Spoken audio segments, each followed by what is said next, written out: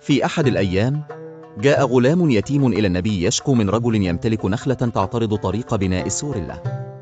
طلب النبي من الرجل أن يتنازل عن النخلة لليتيم، لكنه رفض. عندها عرض عليه النبي نخلة في الجنة مقابلها، لكنه رفض أيضا.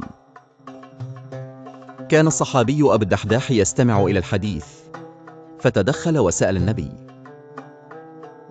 يا رسول الله، إن اشتريت النخلة وأعطيتها لليتيم، هل لي نخلة في الجنة؟ فأجابه النبي بالإيجاب. ذهب أبو الدحداح إلى الرجل وعرض عليه بستانه الكبير الذي كان يحتوي على 600 نخلة مقابل تلك النخلة الواحدة.